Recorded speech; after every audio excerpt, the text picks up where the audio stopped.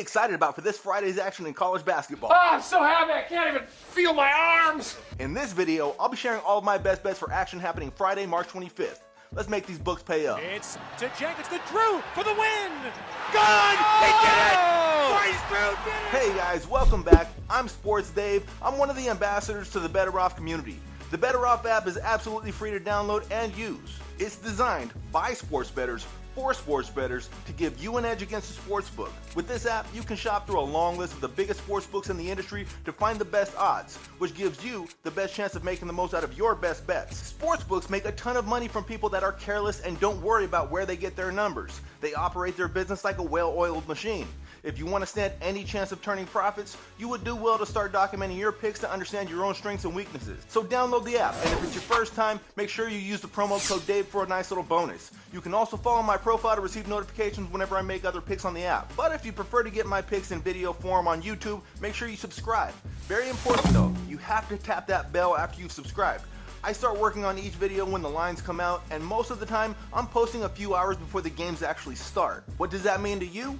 It means without that bell, YouTube may not tell you about some of my videos until the games have already started. So tap the bell if you don't want yesterday's news. Alright, let's get rolling with these games, but before we do, help a brother out. Quick reminder, please show your support by tapping that like button. First game Friday is the Cinderella Story Peacocks going up against Purdue.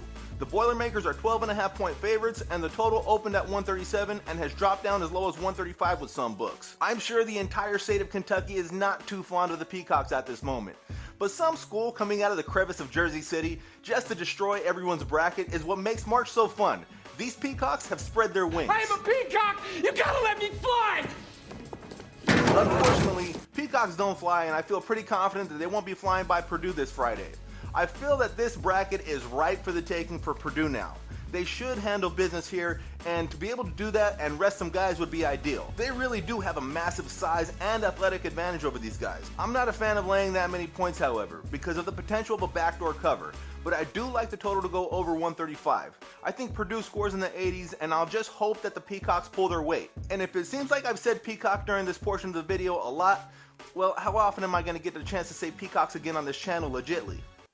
Next up, number 4 seed Providence is set to take on the number 1 seed Kansas Jayhawks. The Jayhawks open as an 8-point favorite, but it's now at 7.5 most places. The total can be found anywhere between 141.5 and 143.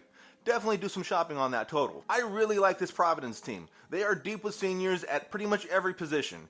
This is a group that went 27-5 in the Big East this season, and it all comes down to this. Can they knock off one of the blue bloods of basketball? It could happen, man. It could happen. Well, it's going to be tough because I like this Kansas team as well. I mentioned last week that I thought Providence was a good long shot play to win this region, but the biggest test was going to be Kansas. Well, I maintain that whoever wins this game will beat the winner of the Iowa State-Miami game. That said, for the Friars to have any chance of winning, they can't afford to make this a track meet with Kansas. So I'm going to play this as a correlated parlay. I'm going to take Providence plus 7.5 and the under at 143. I got those numbers from PointsBet. I think Kansas might have just a little too much talent for Providence in this one, but I think that the Friars can still get the upset, but I would rather take the points. Next up is number 8 seed North Carolina as they square off against number 4 seed UCLA.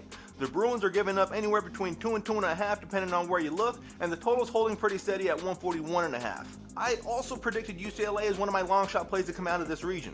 This is a team that has a roster filled with players that just went to the Final Four last year. However, I may have to change horses here. After watching last week's game between the Tar Heels and the Bears, I think North Carolina is playing their best ball at the right time. They have a lot of guys that can score, and their defense has been just enough to get it done. Now, I do believe that UCLA is a more well-rounded team. They play better defense and are capable of putting up points, but the offense can stumble at times. And I just think that if the Tar Heels keep playing like they have, the Bruins are going to be in trouble trying to play catch up. So I got North Carolina moneyline at plus 122 through FanDuel. Last game Friday is a natural disaster throwdown. We got the Cyclones taking on the Hurricanes. Miami opened as a 1-point favorite, but it's now up to 2.5 at most places, and the total's holding firm at 133.5. Both of these teams run relatively small lineups out there and are led by their guards who do most of the scoring. I originally wanted to take Miami in this game, but the more I look at this matchup, the more I like the Cyclones. They play the more efficient defense of these two teams. Plus, the way that this Cyclone team has come together has been remarkable. They won 2 games last year, and now they're just 2 games away from the Final Four.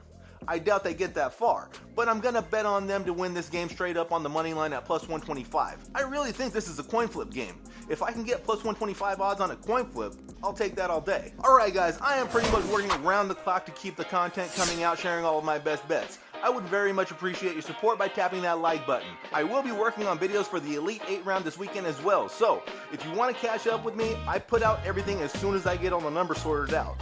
If you want to see them, make sure you subscribe to the channel and tap the bell, because what good is watching these picks after the games have already started, right? Anyways, until next time, best of luck banging on the books.